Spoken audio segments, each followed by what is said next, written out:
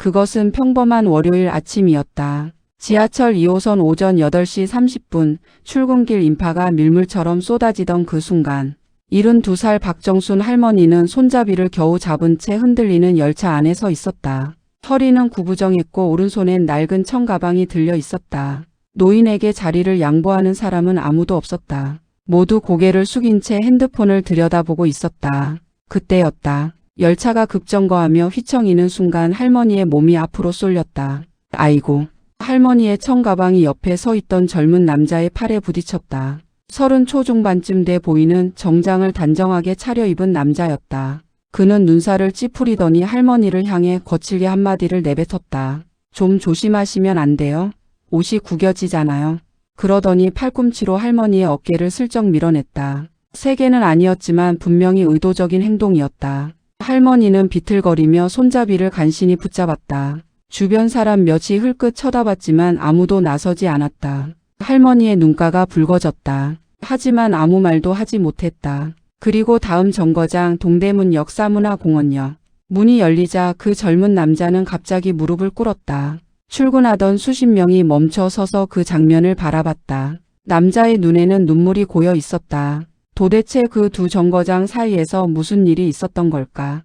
그리고 그 할머니는 과연 어떤 사람이었을까? 하지만 그날 이후 드러난 진실은 그 자리에 있던 모든 사람을 한동안 말문이 막히게 만들었다. 박정순.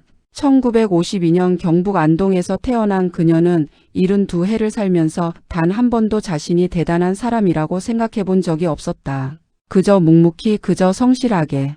22살에 서울로 올라와 봉제 공장에서 일했고 25세 지금의 남편 이종철 씨를 만나 결혼했다. 남편은 인쇄소 직원이었다. 둘 다 가진 것 없었지만 부지런히 일하면 된다고 믿었다. 그 믿음 하나로 서울 변두리 단칸방에서 시작해 성동구 허름한 빌라로 그리고 지금의 성북구 반지하 집으로 옮겨왔다. 자녀는 둘이었다. 큰아들 이민준, 딸 이수진.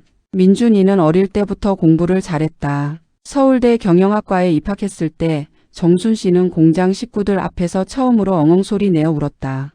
우리 아들이 서울대를 갔다는 말이 입에서 몇 번이나 맴돌았는지 몰랐다. 남편의 봉급과 정순 씨의 파출부 일을 합쳐서 겨우겨우 학비를 댔다. 교재비가 없다는 아들 말에 반지하 창문 앞 좁은 화단에 키우던 화분들을 팔았다. 민준이에게 그런 말은 하지 않았다. 엄마는 괜찮다. 넌 공부만 해.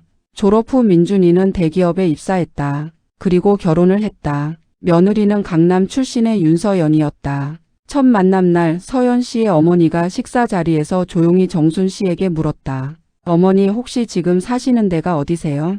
정순 씨는 잠깐 망설이다 대답했다. 성북구 반지하예요.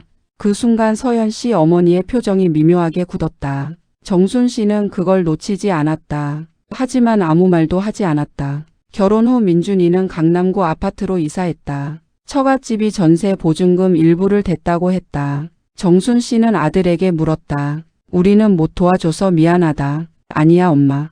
우리끼리 해결했어. 신경 쓰지 마.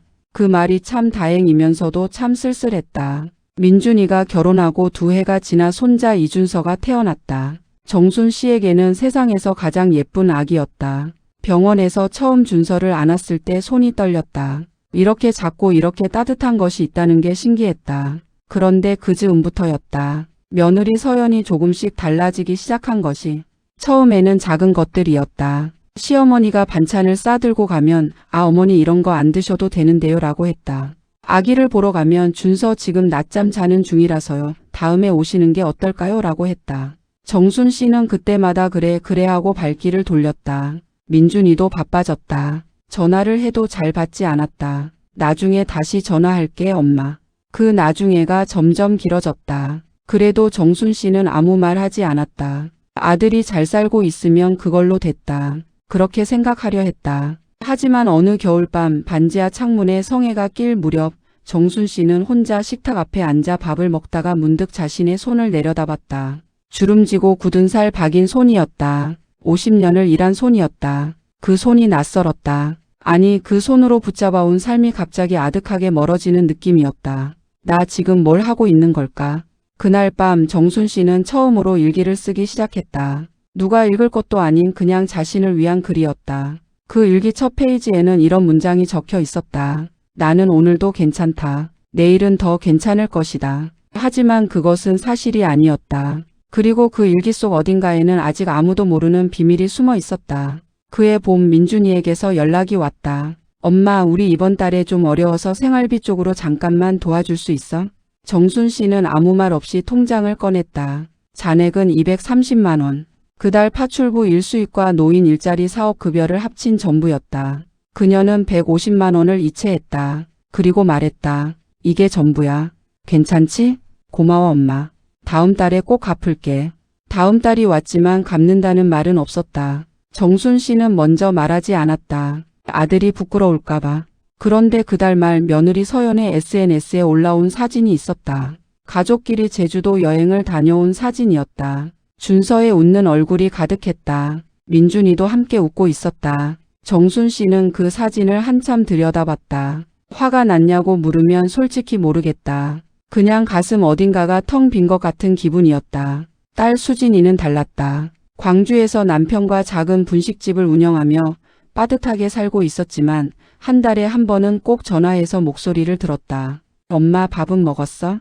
혼자 있으면 안 먹더라. 먹었어. 내 걱정이나 해.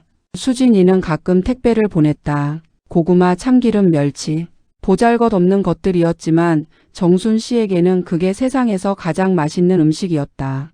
그러던 어느 날 민준이에게 다시 연락이 왔다. 엄마, 우리 아파트 대출이 좀 있는데 이번에 금리가 올라서 혹시 엄마 집 담보로.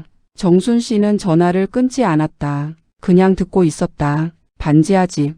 보증금도 전세도 아닌 자가. 남편이 죽기 전에 거의 전 재산을 털어 산 집이었다. 이제 그것 하나가 자신에게 남은 전부였다. 남편 이종철 씨는 3년 전 위암으로 세상을 떠났다. 병원비를 내고 나니 통장엔 아무것도 남지 않았다. 그 남편이 마지막으로 남긴 말이 있었다. 그 집 팔지 마. 그거라도 있어야 당신이 버티지.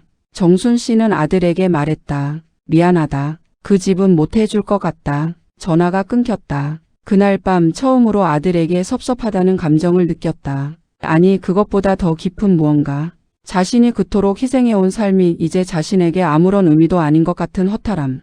다음 날 아침 정순 씨는 여느 때처럼 일어나 밥을 해먹고 옷을 입었다. 그리고 지하철을 탔다. 파출부 일이 있는 날이었다. 강남 어느 아파트.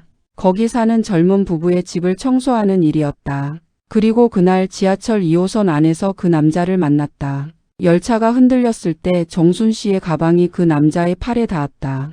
그는 팔꿈치로 할머니를 밀었다. 그게 전부였다. 그런데 그때 남자의 시선이 할머니의 손목에 닿았다. 할머니가 손잡이를 잡으며 소매가 올라간 순간 손목에 작은 팔찌가 보였다.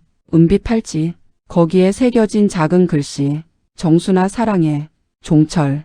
남자의 얼굴이 그 순간 굳어버렸다. 그는 천천히 할머니의 얼굴을 다시 봤다. 이른 남짓의 작은 할머니. 허리가 약간 굽고 눈주름이 깊고 낡은 청가방을 들고 있었다. 남자의 눈에서 눈물이 차오르기 시작했다. 그는 눈을 깜빡이며 참으려 했지만 참아지지 않았다. 이러면 안 되는데. 그가 속으로 중얼거렸다. 열차는 계속 달렸다. 사람들은 여전히 핸드폰을 보고 있었다. 아무도 그 남자의 표정을 눈치채지 못했다. 남자의 이름은 이민준이었다. 박정순 할머니의 큰아들. 어머니는 아들을 알아보지 못했다. 지하철 안이 너무 사람이 많았고 자리도 떨어져 있었다.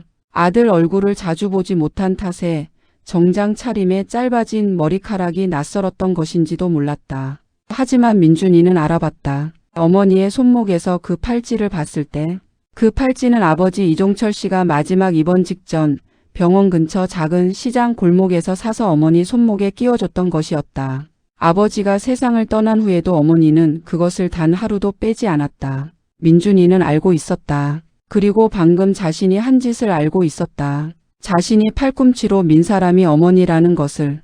그가 숨을 참으며 열차 문 쪽으로 걸음을 옮겼다. 다음 정거장이 가까워지고 있었다. 열차가 속도를 줄이기 시작했다. 그때 그는 결심했다. 문이 열리자마자 그는 열차 안으로 되돌아왔다. 그리고 어머니 앞에 무릎을 꿇었다. 출근하던 수십 명이 멈춰서 그 장면을 바라봤다. 엄마 나야.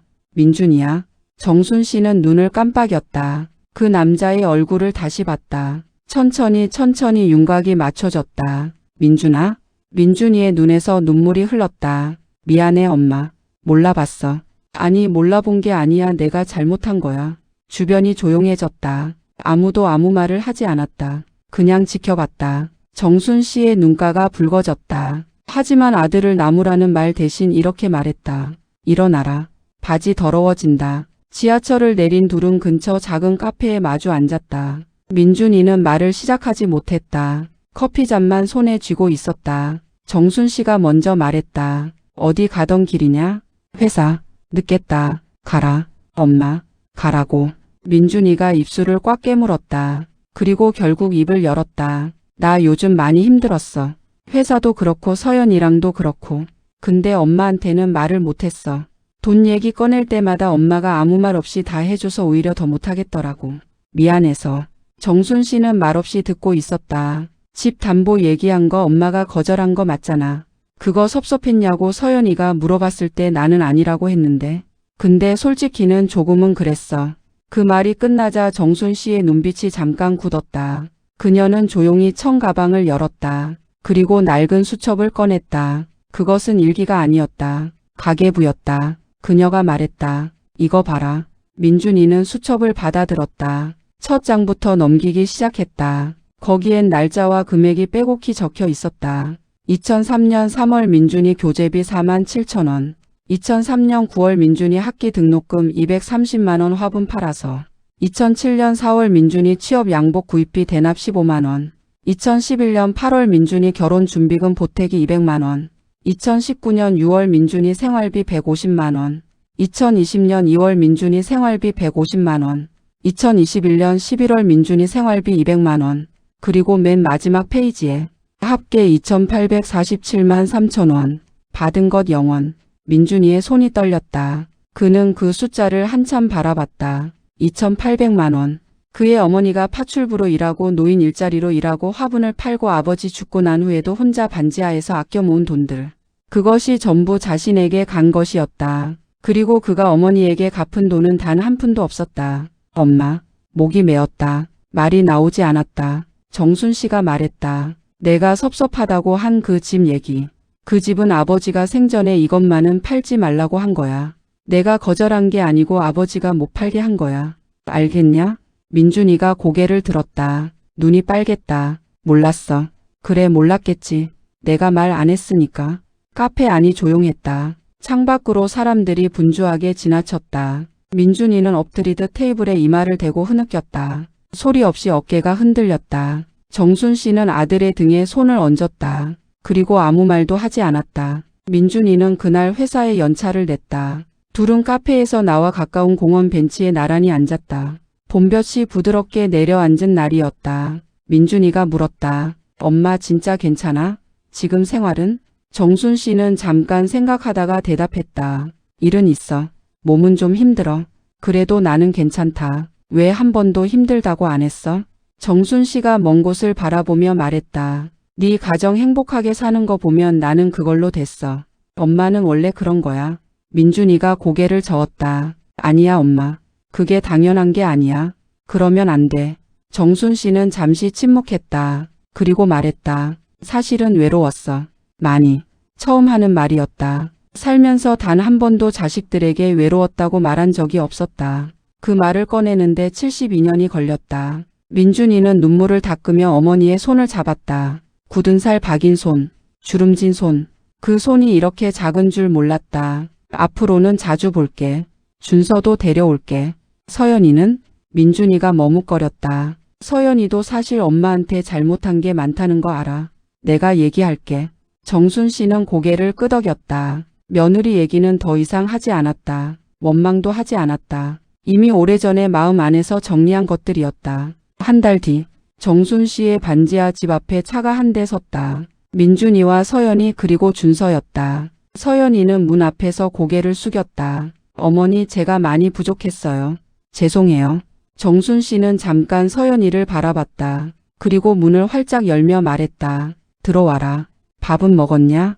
그게 전부였다. 용서라는 말도 괜찮다는 말도 하지 않았다. 그냥 문을 열고 밥을 물었다. 그것이 정순 씨의 방식이었다. 준서가 할머니 품으로 달려들었다. 정순 씨는 그 아이를 꼭 안았다. 눈을 감았다. 그날 밤 네 식구가 반지하 작은 식탁에 둘러앉아 밥을 먹었다. 밑반찬은 김치와 계란찜이 전부였지만 그 밥상이 오래오래 따뜻했다. 정순 씨는 그날 일기에 썼다. 오늘은 진짜로 괜찮았다. 이전과 똑같은 문장이었지만 오늘은 달랐다. 오늘은 거짓말이 아니었다. 그녀는 그제야 깨달았다. 사랑은 늘 표현되어야 한다는 걸.